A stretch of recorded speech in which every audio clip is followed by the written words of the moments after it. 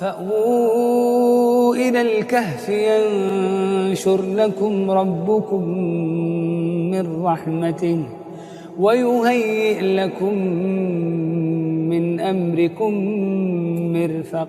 मैं इस काबिल तो नहीं हूँ कि इन तमाम लोगों के सामने ठहर, मगर मुफ्ती अबू बकर साहब ने मुझे ये ज़िम्मेदारी सौंपी है, तो अल्लाह मेरी मदद करे कि मैं कुछ ऐसी बात कर सकूं जो मेरे अपने आप के लिए और तमाम सामाईन के लिए मुस्तफ़ीद हो। मैं उर्दू पढ़ा लिखा नहीं हूँ और अंग्रेज़ी उतनी अच्छी नहीं है, चूँकि मैं सरकारी स्कूल से पढ़ा हुआ हूँ, तो हो सकता है कि मेरे दौरान गुफ्तगू काफ़ी टॉपिक्स आएंगे, मैं उर्दू से अंग्रेज़ी से उर्दू में मुंतक़िल शायद होता रहूँगा, तो उसके लिए मैं माज़रत ख़्वाह हूँ। चूँकि मैंने पिछले 25 साल से बल्कि 30 साल से क्रिटिकल केयर में ही ज़्यादा औक़ात और अपने आप से क्रिटिकल केयर यूनिट चलाता रहा हूँ। अल्लाह ताला ने कुछ खिदमत ली है। नहमदुहु व नुसल्ली अला रसूलिहिल करीम। अल्लाहुम्मा सल्लि अला मुहम्मद व अला आलि मुहम्मद कमा सल्लैता अला इब्राहीम व अला आलि इब्राहीम इन्नका हमीदुम मजीद। अल्लाहुम्मा बारिक अला मुहम्मद व अला आलि मुहम्मद कमा बारकता अला इब्राहीम व अला आलि इब्राहीम इन्नका हमीदुम मजीद। सदरी व यस्सिर ली अमरी वाहलुल उक़दतम मिन लिसानी यफ़क़हू क़ौली। मुझे टॉपिक दिया गया है complexities and solutions in critical care, नाजुक हालात में पेचीदगियाँ और इनका हल। ये सिर्फ मेडिकल पॉइंट ऑफ व्यू से है, बाकी तो ज़िंदगी में कई कॉम्प्लेक्सिटीज़ आते ही रहते हैं। मेडिकल पॉइंट ऑफ व्यू से क्रिटिकल केयर में जो कॉम्प्लेक्सिटीज़ हैं और उसको हमको कैसे ओवरकम करना है, इंशाल्लाह इस गुफ्तगू में वो बातें बोलने की कोशिश करूँगा। एक बाईमान डॉक्टर होने की हैसियत से, being a Muslim doctor with Iman, it is our prime duty to see we do whatever we do is helpful for the patient, for the relatives and for the whole community in general. I'll be talking more on social point of view and very little on medical point of view. मेरी ज़्यादातर गुफ्तगू social चीज़ों पे रहेगी और medical में कम, इसलिए कि ये वाइड ग्रुप ऑफ डॉक्टर्स हैं, तो मैं सब्जेक्ट कम बात करूँगा, सोशल कॉम्प्लेक्सिटीज़ पे ज़्यादा बात करूँगा।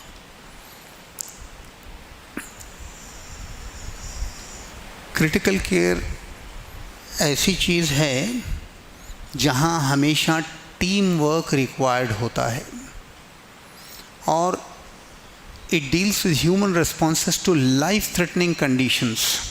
Human responses not only of the doctors and medical staff, but responses of the patient, attendants, and the administrative staff in general. So, I take it for granted that whoever is working in critical care has to keep himself or herself totally updated with the subject. Please, there is no alternative to hard work. मैं नमाज़ पढ़ रहा था, वो पढ़ने का मौका नहीं हुआ, मैं फ़लाँ ज़िम्मेदारी में था, पेशेंट के बारे में रेफ़र करने का मौका नहीं मिला. This is all inexcusable. When patient is with you, you may be a master doctor, but still many a times you have to refer certain things and updated. Keep yourself updated. Time to time you will lag behind and you are likely to commit number of mistakes. So your responses as a doctor, as a person leading the team of the personnel working in critical care, you have the highest responsibilities.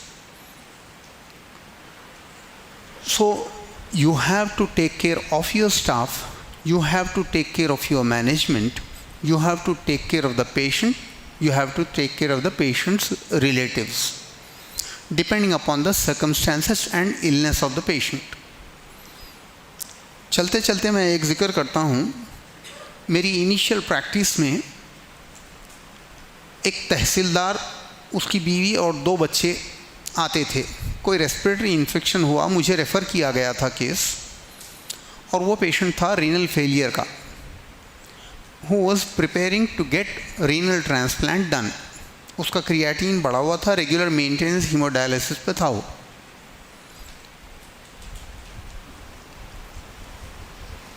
जब इब्तिदा में मेरे पास आते थे तो बहुत बेहतरीन सज धज के कपड़े वगैरह बेहतरीन पहने हुए, काफ़ी दबीज़ कपड़े, महंगे कपड़े, बीवी के ऊपर काफ़ी जेवर लदा हुआ, बच्चे बेहतरीन मलबूसात में आते थे. और वो डायलिसिस होते होते और ट्रांसप्लांट के लिए प्रिपेयर करते करते तकरीबन 6 से 9 महीने गुजर गए. मुझे एग्जैक्ट टाइम तो याद नहीं है, मगर मैं वो फैमिली को फॉलो अप करता रहा. आहिस्ता आहिस्ता बीवी का जेवर उतर गया, उसके बाद कपड़ों की क्वालिटी में तब्दीली आ गई. वो बंदा जो तहसीलदार था शायद जॉब नहीं कर पा रहा था और लीव पे था. उसके बाद ट्रांसप्लांट के लिए कुछ जेवर, कुछ जायदाद बिकी और वो ट्रांसप्लांट के लिए गया. और ट्रांसप्लांट के लिए किडनी दी है उसकी बीवी. ज़रा गौर से सुनिए ये बात. ट्रांसप्लांट हुआ, उसके 1 महीने में पता चला कि he is going into chronic rejection. उसके बाद इम्यूनोसप्रेसिव थेरेपी बढ़ा दी गई. उसके रिकरेंट इन्फेक्शंस होने लगे, रिकरेंट हॉस्पिटलाइजेशंस होने लगे. कई मरतबा मुझे उसको इंट्यूबेट करके वेंटिलेट करना पड़ा. और ये सिलसिला जारी रहा. ये सिलसिला तकरीबन 1.5 से 2 साल जारी रहा. उस दौरान में उनका घर बिका, उनके जेवर बिके, उनकी क्वालिटी ऑफ लाइफ गिरी, बच्चों का एजुकेशन डिसकंटिन्यू हुआ. और 2 साल के अरसे में रिकरेंट इन्फेक्शंस, रिकरेंट हॉस्पिटलाइजेशंस के बाद वो गुजर गया. तो बचे उसकी बीवी और 2 बच्चे. बीवी का जेवर गया, घर गया, बीवी का एक गुर्दा गया, बच्चों की तालीम डिसकंटिन्यू हो गई. एक तरफ तो हम ये सोच सकते कि भाई हम तो एज़ पर मेडिकल नॉलेज किए हैं, we try to do our best. मगर दूसरी तरफ अगर दूसरे पहलू से सोचे तो एक अच्छा खासा हंसता खेलता ख़ानदान, उसको हम रोड पे लाके छोड़ दिए. लिटरली हम रोड पे लाके छोड़ दिए. हैव यू डन गुड और बैड टू द फैमिली? उसकी सफ़रिंग चलते रही, उसकी सफ़रिंग शॉर्टकट नहीं हुई, उसकी सफ़रिंग 2 साल तक चली. 2 साल तक पूरी फैमिली की सफ़रिंग चली. तो it's a serious issue to think over कि whatever solutions we are suggesting has to be very well thought of, because a nurse cannot give suggestion. Though critical care is a teamwork, it cannot function properly if the doctors are not good. It cannot function properly if the nurses are not good. It cannot function properly if the ward boys and supportive staff, paramedical staff is not good. It cannot function properly if the management of the hospital is not good. So, as a doctor, rest of the team members cannot understand, cannot anticipate what is the outcome. So, Allah subhanahu wa ta'ala has brought you in a position to understand the situations and understand the complexities and give a proper solution to the patient and their family. And in this experience, many a times you may find yourself wanting to take a religious advice, whether I should do this or I should not do this, whether I should go ahead with whatever I am doing or whether I should restrain myself, whether I should completely reveal what are the expectations or what are the modalities of the treatment which can be offered to the attendants. So we have to be in communication with ulama to take guidance whether I should do this or not.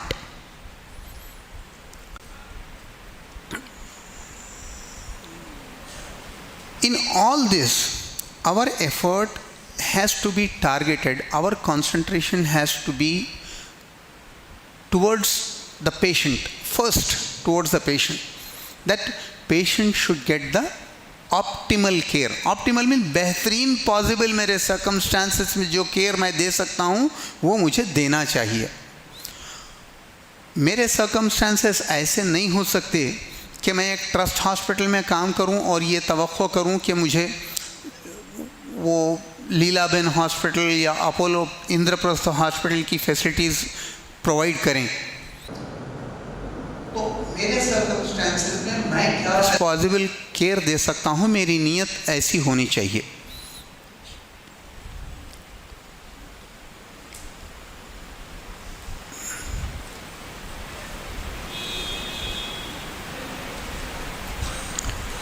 तो ये care देने के लिए काफ़ी costly gadgets की ज़रूरत होती है और हमारा जो ख़र्चा होता है क्रिटिकल केयर में, पेशेंट मॉनिटरिंग इक्विपमेंट्स, तकरीबन हर चीज़ कॉस्टली है, तकरीबन हर चीज़ इंपोर्टेड होती है, बहुत कम यहाँ के बनाए हुए होते हैं, तो कॉस्ट फैक्टर काफ़ी ज़्यादा होता है. और लाइफ सपोर्ट और रिसस्टेटिव इक्विपमेंट्स में वेंटिलेटर्स हैं, इन्फ्यूजन पंप्स हैं, क्रैश कार्ड्स हैं, कुछ यहाँ अवेलेबल और मेजॉरिटी इंपोर्टेड होते हैं. और डायग्नोस्टिक्स इक्विपमेंट्स भी आपके क्रिटिकल केयर यूनिट में होने पड़ते हैं. आपकी एक्सरे फैसिलिटी होना, आपकी अल्ट्रासाउंड फैसिलिटी होना, आपकी कार्डियक इको फैसिलिटी होना, आपकी एबीजी मशीन होना, आपका एनालाइजर होना, हर चीज़. तो ये सब चीज़ें मिलकर कॉस्ट फैक्टर बहुत ज़्यादा हो जाता है. गवर्नमेंट तो हर वक्त ये सहूलियात प्रोवाइड कर नहीं रही है, फिर भी इसमें जो बहुत ज़रूरी चीज़ें हैं गवर्नमेंट हॉस्पिटल्स में अवेलेबल हैं, मगर हम लोग उसको यूटिलाइज़ करने के लिए ज़हनी तौर पे तैयार नहीं रहते. चूँकि वहाँ जाने के बाद, सरकारी दवाखाने में जाने के बाद आपको वार्ड बॉय से हॉस्पिटल सुपरिटेंडेंट तक हर एक से डील करना पड़ता. और वो लोगों का भी गवर्नमेंट जॉब में रहे तो ये समझते कि हम गवर्नमेंट के दामाद हैं, जो चाहे कर सकते हैं. तो वार्ड बॉय भी अपने आप को बहुत बड़ा प्रमुखता समझता. मगर अगर अल्टीमेटली देखें तो मेन इंपॉर्टेंट चीज़ें गवर्नमेंट हॉस्पिटल में भी अवेलेबल रहते हैं. आप अगर उसने अखलाक के साथ अच्छा रैपो डेवलप करे तो गवर्नमेंट हॉस्पिटल में भी 70% चीज़ें तो हो सकते हैं, मगर उसके हम आदी नहीं हैं.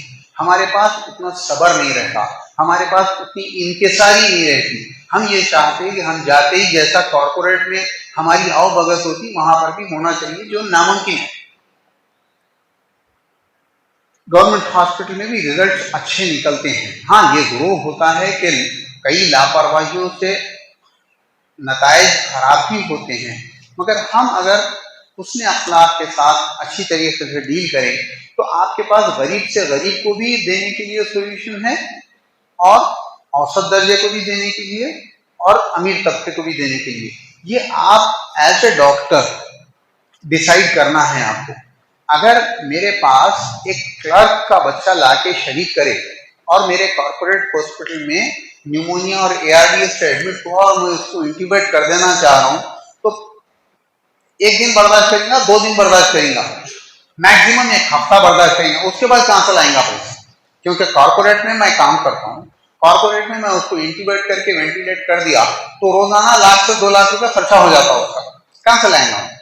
तो पूरे ओवरऑल सर्कमस्टेंसेस को एज ए डॉक्टर आप कम्युनिकेट करना पेशेंट के साथ और उसको सिनेरियो सही बताना ताकि वो अपना डिसीजन ले सके. आप उसके ऑन बिहाफ डिसीजन लेने की जरूरत नहीं है, मगर उसको क्लियर पिक्चर देना. वो बंदा ये रहता है जान बच तो अच्छा है, 1 दिन में खर्चा पूरा हो जाएगा, मैं निकल जाऊंगा, मेरा बच्चा बच जाएगा. ऐसा नहीं होता. You can gauge, it will take at least. ARDS में पेशेंट आया, it will take at least 1 week, 2 weeks for the patient to be in the hospital in the critical care unit. So you need to guide the patient that you plan yourself. आप 2 दिन में उसका पूरा खर्चा करा दे रहे, बाद में जो है एंटीबायोटिक के पास भी उसके पैसे नहीं रहे, then you are responsible that आप उसको क्रैश करा दिए। जबकि उन्हें जो है अगर एक मीडिया पर जगह पे जाके अगर प्रॉपर केयर ले लेता, he would have sustained for a month also। तो ये हमारी जिम्मेदारी है कि प्राइवेट में तो खर्चे ज्यादा होते, तो हमको ये सही अंदाजा होना चाहिए कि एक्सपेंसिव है, सॉफिस्टिकेटेड है, और खास तौर से उन्हीं चंद पेशेंट के लिए पूरा स्टाफ भी, पूरा हर चीज डेडिकेट होना चाहिए। तो लामहला प्राइवेट में खर्चा बहुत ज्यादा होगा, और अगर इस्तेताअत है तो हमको पीछे नहीं हटना चाहिए, मगर ये सब करने के लिए हमको सब्जेक्ट से अपडेट रहना है, राइट। और इसमें डिसीजन मेकिंग बहुत इंपॉर्टेंट रहती है, और डिसीजन मेकिंग, वर्क डिस्ट्रीब्यूशन सही रहना, मगर decision making ultimately as a specialist, as a consultant आपके ऊपर आता। तो आप जब तक कि अपनी नॉलेज में अपडेट नहीं रही है तो आपकी डिसीजन मेकिंग अप्रोप्रिएट नहीं हो सकती, ऑप्टिमल केयर शायद आप नहीं दे सकते। तो decision making is also important, and there may be, in spite of having good knowledge, there may be still lot of uncertainties। मुझे ये करा तो बेहतर रहेगा, ये करा तो बेहतर रहेगा। So never hesitate to discuss with your colleagues, discuss with your more experienced people कि ये मुझे करना, ये circumstances है, मुझे ये करना चाहिए या नहीं करना चाहिए। अगर अपने आप को मास्टर समझेंगे और अपने आप में ये तकब्बुर रहेगा कि मैं उससे कैसा पूछूं, मेरे से, I never hesitate to discuss with my junior who is more well-read and reading more than me। तो आपको भी कभी किसी से मशवरा करने के लिए हेजिटेट नहीं करना चाहिए, इसमें कोई अना की बात नहीं है। और क्रिटिकल केयर में कई मकाम पर आपको डिस्कस करने से सही मशवरे और सही सॉल्यूशंस मिलते हैं।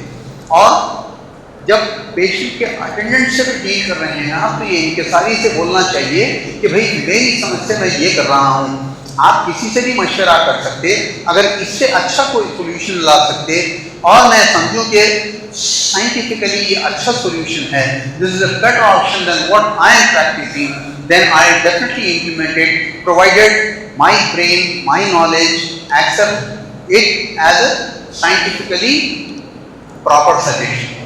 तो अपने आप को इंकिसारी से रखना बहुत अहम है एक क्रिटिकल केयर डॉक्टर के लिए। और कौन से इंटरवेंशंस करना है, कौन से इंटरवेंशंस नहीं करना है, ये कॉर्पोरेटाइजेशन ऑफ हॉस्पिटल्स के बाद इंटरवेंशंस बहुत ज्यादा हो गए, क्योंकि जो भी आप इंटरवेंशन करेंगे उसमें जो है पैसा बनता, ये पूरी इंडस्ट्री है। Hospital wants you to do more procedures, consultants want to do more procedures, paramedical staff want to do more procedures because procedures generate money। अब कॉर्पोरेट हॉस्पिटल्स कैसा चलते, मेनली मैं बोलता हूँ कॉर्पोरेट हॉस्पिटल्स दो तरीके से चलते हैं। एक तो भागते भूत की लंगोटी सही बन के 90 साल का रहता, उसको ऐसा केयर देते, उसको जाने नहीं देते, और उसकी उम्र, उसका मर्ज उसको रहने नहीं देता। तो ये जाने नहीं देने में और रहने नहीं देने में लंबा खींचते रहते, उसी से most of the corporate hospitals चलते हैं। मिसाल के तौर पे जब मैं क्रिटिकल केयर में गया तो काफी रिसर्च के बाद ये बात हुई कि पेशेंट को एंडोट्रेकियल ट्यूब डाले हाई वॉल्यूम लो प्रेशर कफ के साथ, तो जो है आप 3 वीक्स तक रिटेन कर सकते। उसके बाद ट्रेकियास्टमी के कंपनीज आ गए, मिनी ट्रैक, बला ट्रैक, ये ट्रैक, ट्रेकियास्टमी के कंपनीज आ गए, और वो लोग इतना मार्केटिंग करे और इतने पेपर्स निकाले कि भाई on 3rd day doctors council the patients attendants, हमको ट्रेकियास्टमी कर दिए तो ये हाइजीन अच्छी मेंटेन कर सकते, कॉम्प्लिकेशंस कम होते, पेशेंट अच्छा लगता। तो 3 दिन में जो है पेशेंट को ब्रेन वॉश करते अटेंडेंट्स को कि कर देना चाहिए। ट्रेकियास्टमी करने से उसके अपने प्रॉब्लम्स अलग है, पोस्ट ट्रेकियास्टमी के प्रॉब्लम्स अलग हो सकते। जब इतने ज़्यादा पेपर्स थे आज से 25 साल पहले के 3 वीक्स तक वो कफ रख सकते हैं, तो आज 3 दिन पे कैसा आ गए हम। तो ये क्या है, कॉरपोरेट कंपनीज फाइनेंस करके स्टडीज़ को स्पॉन्सर्स करके रिजल्ट्स ऐसे लाते कि हम उसके ग़ुलाम हो जाते। तो हम अपना जहन लगा के क्या बेस्ट कर सकते सर्कमस्टांसेस में, वो सोचना चाहिए। आज तो ऐसा हो गया है कि यंग डॉक्टर्स की पूरी ट्रेनिंग कॉरपोरेट्स में ही हो रही, एडवांस जितनी ट्रेनिंग हो रही मेजॉरिटी कॉरपोरेट हॉस्पिटल्स में हो रही। तो उन्हें ये दिलो जान से यकीन कर लेता कि एंडोट्रेकियल ट्यूब डाल के 3 दिन में ट्रेकेस्टमी कर देना है। एक एग्जाम्पल दे रहा हूँ मैं, वैसे कई एग्जाम्पल दे सकता हूँ आपको। मिसाल के तौर पे हम जब अंडर ग्रेजुएट स्टूडेंट्स थे और इंटर्न्स थे तो cardio protective anti platelet agent बोल के एस्पिरिन देते थे। एस्पिरिन आप लोग भी देखें, हार्ट अटैक हुआ तो पहले एस्पिरिन दो बोलते। उसके बाद ये हुआ कि डाइपिरिडामोल बोल के एक ड्रग आया, तो उसके ऊपर इतने पेपर्स निकाले कि डाइपिरिडामोल देने से एंटी प्लेटलेट एक्टिविटी ज़्यादा रहती, हार्ट अटैक कम होता। तो डाइनास्पिरिन बोल के एक गोली निकली, मिलियंस ऑफ रुपीज़ बना लिए वो लोग। उसके बाद डाइपिरिडामोल चले गया। टिक्लोपिडिन बोल के एक आया, जब मैं प्रैक्टिस में था तो टिक्लोपिडिन बोल के आया। हर कार्डियोलॉजिस्ट सारी दुनिया में टिक्लॉप टिक्लॉप टिक्लॉप, मगर एस्पिरिन कोई रोकता नहीं, एस्पिरिन देना ही देना है। तो साथ में टिक्लोपिडिन देने लगे। ये टिक्लोपिडिन बिलियंस ऑफ रुपीज़ बना लिए कंपनीज। उसके बाद वो टिक्लोपिडिन आज ना किसी डॉक्टर को डाइपिरिडामोल याद है ना टिक्लोपिडिन याद है, करोड़ों रुपए तो बन गए लोगों के। उसके बाद आया क्लोपिडोग्रेल, मगर एस्पिरिन देना ज़रूरी है।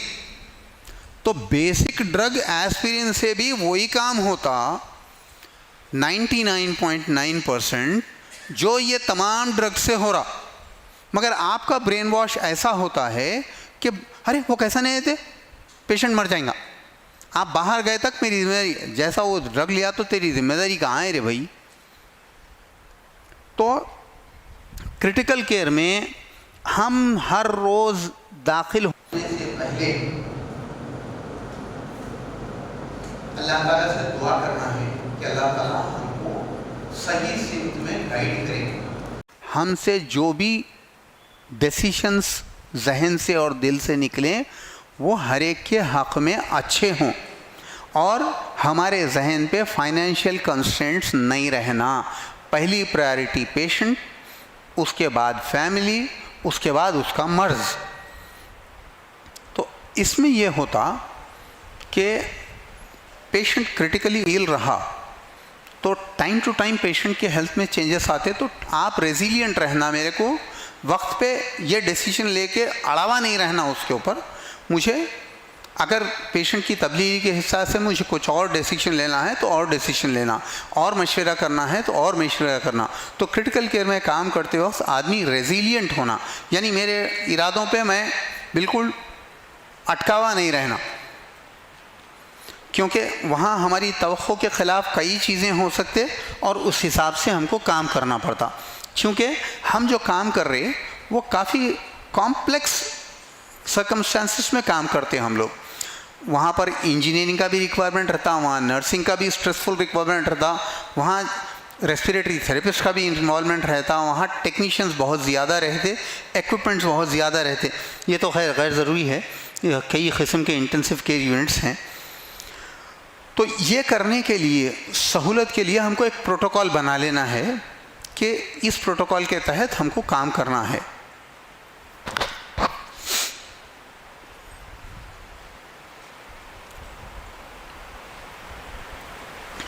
इसमें होता ये कि जब नागाहानी हालत में, क्रिटिकल हालत में पेशेंट आता तो फ़ौरन कुछ सुधरता नहीं, तो आप एज ए सीनियर एक प्रोटोकॉल बना देना। पेशेंट आते ही नर्स को ये देखना है, वार्ड बॉय को ये देखना है, टेक्नीशियन को ये देखना है, परफ्यूजनिस्ट को ये देखना है, रेस्पिरेटरी थेरेपिस्ट को ये देखना है। तो हर कोई, ये टीम वर्क होने से हर कोई अपने अपने काम में एंगेज हो जाना, क्योंकि डॉक्टर हर चीज़ नहीं कर सकता, मगर जो आप as a critical care specialist हैं सभी पे नज़र रखना पड़ता है कि ये पूरे काम बराबर हो रहे या नहीं हो रहे। वहाँ पेशेंट की ज़िंदगी खतरे में हो जाती। जब करेक्टेबल चीज़ें हैं, एक तरफ तो हमारा ईमान है कि पेशेंट की ज़िंदगी हयात अपने जितनी लाया है उतनी है, 1 सेकंड हम आगे पीछे नहीं कर सकते। मगर हमारी पढ़ाई का तकाजा ये है कि हम मर्ज़ को जितना अच्छा ट्रीट कर सकते उतना अच्छा ट्रीट करना चाहिए। और चूँकि नागहानी हालत में, क्रिटिकल हालत में पेशेंट को टाइम टू टाइम चेंजेस आते, तो मॉनिटरिंग भी होना ज़रूरी है। उसकी तरफ कोई गफलत नहीं होना, हर लम्हा क्या तब्दीलियाँ आ रही उस पर हमारी नज़र रहना, और वक्त पे जो तब्दीलियाँ होना है उसके साथ हम चलते रहना। जो टेस्ट ज़रूरी हैं साइंटिफिकली वो करते रहना। इन सब के अलावा तजुर्बे के हिसाब से हमको तवक्को करना चाहिए, अब ये पेशेंट इतना बिगड़ा हुआ है तो और क्या बिगाड़ आ सकता है इसमें, या क्या सुधार आ सकता। So as a critical care specialist anticipation is a must. भाई उन्हें अब सांस की इतनी तकलीफ़ में है कि मास्क से ऑक्सीजन देने के बावजूद उसका सैचुरेशन मेंटेन नहीं हो रहा, तो नेक्स्ट उसको नॉन इन्वेसिव वेंटिलेशन शायद हमको लगाना पड़ेगा या इंट्यूबेशन करना पड़ेगा। तो ये तमाम चीज़ों के लिए प्रायर एंटीसिपेशन के साथ तैयारी रहना, तो आपके नताइज अच्छे निकलते, वरना आपके नताइज अच्छे नहीं निकल सकते। आपका लेट बैक एट, हाँ दम चढ़ रहा ना, अभी तो बगैर वेंटिलेटर के चल रहा हूँ, अगर ज़रूरत पड़ी तो वेंटिलेटर लगाएंगे। जब वेंटिलेटर लगाने की नौबत आई तो देखते ट्यूबिंग किधर है, लैरिंगोस्कोप किधर है। ऐसा नहीं, आपको एंटीसिपेट करना है कि नेक्स्ट क्या होने वाला है। आपका यूरिन आउटपुट रुक गया तो आप दवाएं दे रहे, मगर आपको एंटीसिपेट करना है कि किडनीज नहीं खुले तो शायद मेरे को इमीडिएटली डायलिसिस भी करना पड़ेगा। तो ये एंटीसिपेशन भी क्रिटिकल केयर डॉक्टर का एक ख़ास टेनेसिटी के साथ उसके एक एटीट्यूड में रहना चाहिए कि मुझे एंटीसिपेट करना और इमरजेंसी को डील करने की सलाहियत मेरे में रहना। Early detection and prompt action, collaborative practice, ये बहुत ज़रूरी है कि अगर आप क्रिटिकल केयर यूनिट चला रहे हैं, इसमें दुनिया का पैरामेडिकल स्टाफ और मैनेजमेंट होना है, और अगर आपके नताइज अच्छे निकलना है तो own the responsibility for failures.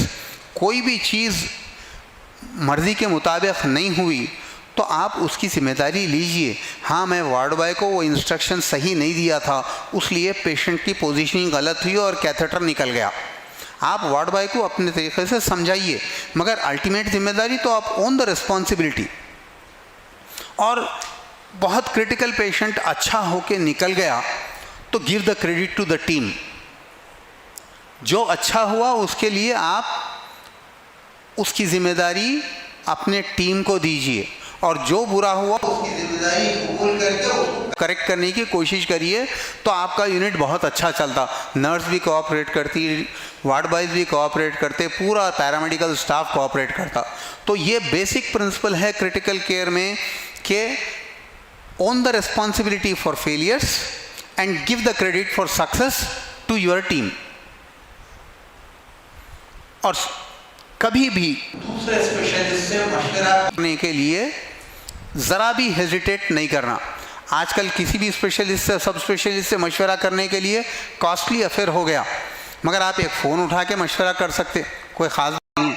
अब मैं 30 साल से प्रैक्टिस कर रहा हूँ, आप 5 साल से प्रैक्टिस कर रहे हो, आपको ये फलां चीज़ की ज़रूरत है, आप एक फ़ोन उठाए मारे किसी को, भैया ये प्रॉब्लम है, मैं क्या करना चाहिए, मैं ऐसा करूँ या वैसा करूँ। उसमें अगर आपकी अना सामने आ गई तो आप you are likely to commit blunders. So never hesitate to take opinion from other subspecialists and seniors or even juniors. Whenever you are held up with some problem, please ring up and ask, or give a cross reference and ask the people to come and see if the patient can afford. If the patient can't afford a subspecialty consultation, just pick up a phone and talk to them. This is the situation, what I should do, whether I should give this drug or not, whether I should change the treatment. तो इसमें अगर hesitate करते रहे तो patient को जितना optimum care देना है नहीं दे सकते आप।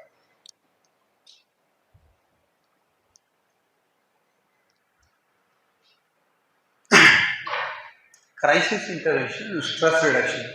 As a doctor, you are the most responsible person.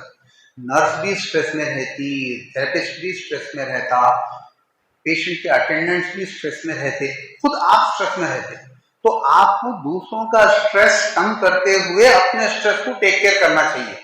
खाली दूसरों को देखते रहना नहीं है, आपकी भी जिंदगी है, आपका भी स्ट्रेस है। तो फौरन 2 मिनट लेके आप दुआ कर लीजिए, फौरन 5 मिनट लेके आप जाके वुज़ू करके नमाज पढ़ लीजिए, आइए ये प्रॉब्लम है मेरे को। आप इतना रिलैक्स फील करेंगे और पेशेंट के आउटकम में इतना फर्क पड़ जाएगा। ये मेरा तजुर्बा है, मैं 30 साल से क्रिटिकल केयर कर रहा हूं, ये मेरा तजुर्बा है। मैं 2 मिनट बाजू बैठ के थोड़ी दुआ कर लिया तो कई चीजें जहन में ऐसे आते जो मैं पहले नहीं सोच रहा था। नागहानी हालत है, आप अपनी टीम को रिस्पॉन्सिबिलिटी देके 5 मिनट 10 मिनट जाइए, 2 रकात तहियतुल हाजात पढ़िए और दुआ करके आइए कि या अल्लाह मुझे एक सही सिमत में, डायरेक्शन में आप गाइड करिए कि मैं सही डिसीजन ले सकूं। आप आगे देखते पेशेंट के कंडीशन बेहतर है। वल्लाही मैं अपना तजुर्बा बोल रहा हूं।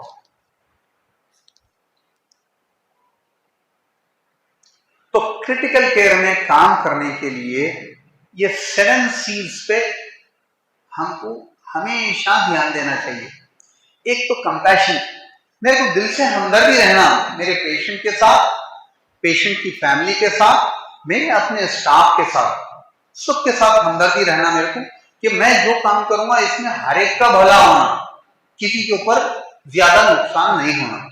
तो कंपैशन, हमदर्दी बहुत इंपॉर्टेंट कंपोनेंट है केयर करने का। और इसमें होता ये कि एज ए डॉक्टर अभी तो जरा कम हुआ, हालात बदल गए, मगर हम जब मेडिकल स्टूडेंट थे और डॉक्टर बने थे, हमको तो लोग आसमान पे बिठा देते थे। हत्ता कि इतना होता था, मैं बरगल में पढ़ता था, यहाँ से अगर मैं ट्रेन में जा रहा हूँ, हालत खस्ता रहती थी, मगर ट्रेन में अगर को पूछा आप क्या कर रहे, मैं MBBS कर रहा हूँ, तो लोग उठ के सीट दे देते थे, इतनी इज्जत थी हमारी। तो लोग ही हमको चढ़ा दिए। तकब्बुर अल्लाह ताला को ख़तई पसंद नहीं है। एक तो तकब्बुर और रियाकारी, यानी अपने आप को बड़ा समझना या कोई काम दिखावे के वास्ते करना, ये 2 चीज़ें बहुत ही वाहियात हैं। किबरियाई जो है सिर्फ मालिकुल मुल्क की का कैरेक्टर है, उसी का डोमेन है किबरियाई।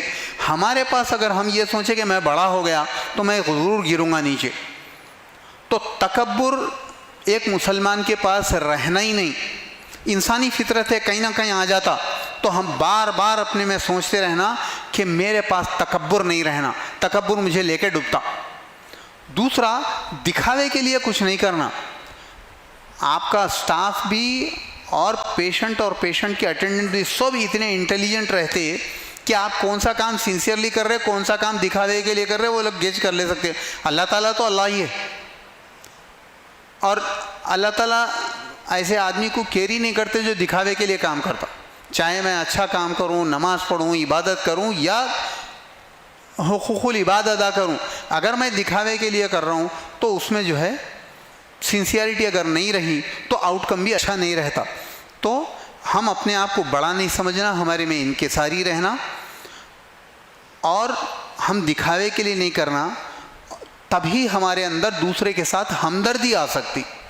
अपने आप को वो पोजीशन में ले जाके देखना पड़ता। तो कंपैशन, हमदर्दी। कंपैशन क्या है? A deep sympathy for sorrow of others with an urge to alleviate their pain. उनके साथ उनके गम में शामिल होना और वो गम को कैसा कम कर सकते, कैसा बांट सकते, वो आप देखना। एज ए प्रोफेशनल अपना काम करते हुए ये भी आपकी एडिशनल जिम्मेदारी है। Empathy, temporary suspend your judgement, क्योंकि आप अटेंडेंस क्या पोजीशन में है, आप अलग पोजीशन में रहते, अपने आप को दबा दे के अटेंडेंस की क्या मुश्किलात है, अटेंडेंस की क्या परेशानियां हैं, उसमें जाना, पेशेंट के साथ पेशेंट की फैमिली की परेशानियों को समझने की कोशिश करना, अपने आप को वो पोजीशन में रख के सोचना कि ये पोजीशन में मैं अगर होता तो मैं क्या करता। उनके साथ पूरी हमदर्दी के साथ काम करना। To be compassionate you need to be genuinely concerned about other person और पीपल्स नीड्स। जब भी आप दिल से अगर सोचेंगे नहीं कि उनके क्या परेशानियां हो सकते, तो आप कंपैशनेट नहीं हो सकते. You need to think about and feel it from their perspective, not from your perspective. The first principle to be compassionate, we must be kind to others and trust ourselves. इस्लाम में हमेशा अखलाक के ऊपर बहुत ज्यादा कंसंट्रेशन, बहुत ज्यादा इन्हिसार है. तो हमारे अखलाक अच्छे रहे तो ऑटोमेटिक हम कंपैशनेट हो जाते. वी मस्ट बी काइंड, हमारे अखलाक अच्छे होना, हम हमदर्दी से बात करना. और दूसरा, अपने आप की कॉम्पिटेंसी पे एतमाद रहना. मैं ये अच्छा कर सकता हूं, मेरे से अच्छा कोई नहीं कर सकता. अगर इसके बारे में मुझे से कोई अच्छा मशवरा दे सकता तो मैं फौरन उससे मशवरा कर लेना. Being calm and compassionate when confronted with an angry family member upset with our care. आप अच्छाई के लिए कुछ कर सकते, मगर अटेंडेंट समझता कि मेरे पेशेंट को केयर नहीं कर रहे, उन्हें गुस्से में भर जाता क्योंकि उसके जज्बात ये रहते कि मेरा पेशेंट काफ़ी सफ़र कर रहा, काफ़ी सीरियस है, बचता या नहीं बचता. तो ऐसे मामलात में डील करने में कभी अच्छे अच्छे लोग फेल हो जाते. मगर अपने आप को मजबूत रखना, अपने आप को रहमदिल रखना, अपने आप को उनकी पोजीशन में ले जाके सोचना. मोस्ट एक्सपीरियंस डॉक्टर्स के लिए भी कभी डिफिकल्ट हो जाता, क्या करना है. पेशेंट बिल्कुल दीवाने हो जाते, तोड़फोड़ शुरू करते. मगर हमारे को अपने आप को मजबूत रखते हुए अपने कंपोजर के साथ वैसे चीजों को डील करना है. Compassion is how care is given through relationships based on empathy, respect and dignity. सामने वाले को भी पूरी इज्जत देना, उसका पूरा ख्याल करना, उसके साथ रहमदिली से काम करना. It can also be described as intelligent kindness. अगर आप ये सोच रहे कि उन्हें बिल्कुल बेवकूफ़ी कर रहा, उन्हें जहालत कर रहा, तब भी जो है आप उसके साथ बहुत हमदर्दी से काम करना, बहुत मतानत के साथ काम करना, उसको समझा के लेके चलना, यह है इंटेलिजेंट काइंडनेस. आपका दिल ये बोल रहा है कि उन्हें बेवकूफ़ बदमाशी कर रहा है उन्हें, तब भी आप उसके साथ अच्छे तरीके से डील करना. Competence means all those in caring roles must have the ability to understand an individual's health and social needs.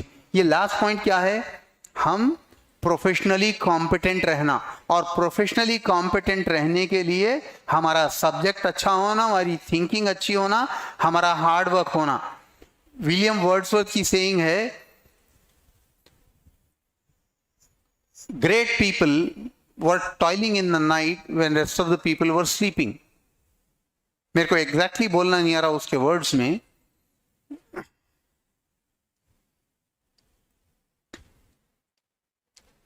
Compassion consist of 5 elements. Recognising suffering, पहले उसकी तकलीफ क्या है समझने की पूरी कोशिश करना. Understanding the universality of human suffering. Feeling for the person suffering, अपने भी दिल में दर्द होना, अरे उन्हें इतनी तकलीफ में है, उन्हें अपने भाई से हाथ धो ले रहा, उसका भाई इतनी तकलीफ में है तो उन्हें परेशान है, उसके फाइनेंशियल कंडीशंस की तरफ से उन्हें परेशान है. Motivation to act to alleviate suffering. और हम ये सब करते हुए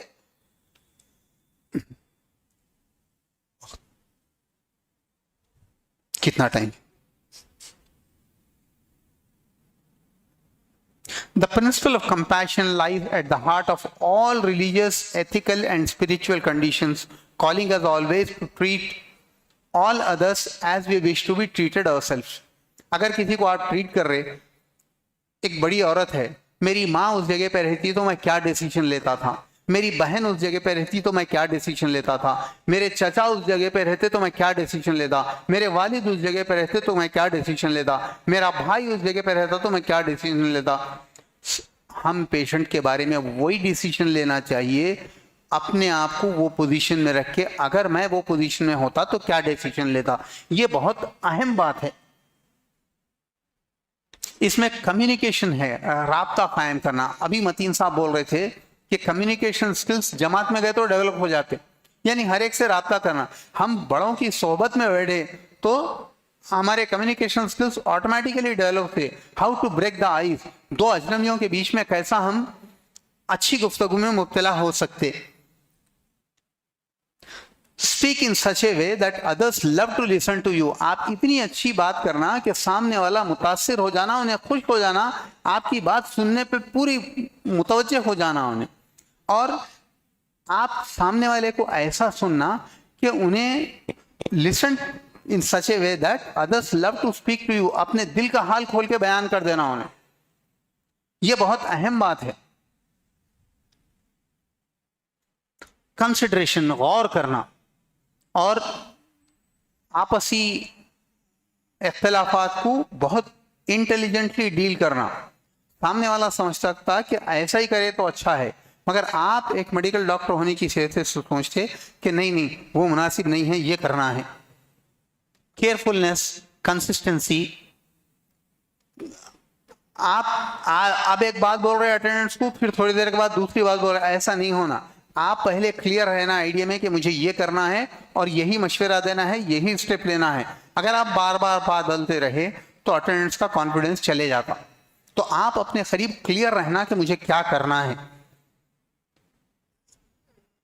कई मरतबा ऐसा होता कि लाइलाज मर्ज रहता, पेशेंट के सामने बोलना रहता कि ये तमाम कोशिशें काविशें बेकार है, नताइज अच्छे निकलने वाले नहीं हैं। तो कई मरतबा पेशेंट्स को बोल देते कि वेंटिलेटर पे लगाने के अलावा कोई वो नहीं है, मगर आप अपने करीब सोचते वेंटिलेटर भी लगाए तो क्या बचता है, इन्हें नहीं बचता।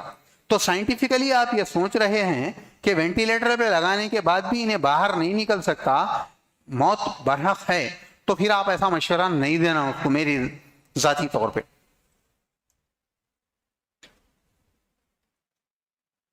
अल्लाह से माफी और सेहत का सवाल करते रहा करो, क्योंकि ईमान की नेमत के बाद तंदुरुस्ती से बेहतर कोई नेमत नहीं। ऐ अल्लाह, वो सब्र अता कर जिसके बाद कभी हौसला न टूटे, वो रहमत अता कर जो हमेशा जारी रहे, वो रास्ता दिखा जो तेरी तरफ जाता हो, वो कामयाबी अता कर जो तकब्बुर से पाक हो, वो रिज़्क़ अता कर जिसमें बरकत हो। अल्लाह पाक हम और आप सबको नागहानी आफात से बचाए। जज़ाकल्लाह।